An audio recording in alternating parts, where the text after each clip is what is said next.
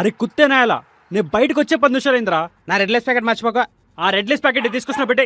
అరే weekend working ఏంటంటే see loves this is for your career growth. You have to go to next level my food. రే hello ఇగో నీకు 2 బీర్లు సరిపోతాయా?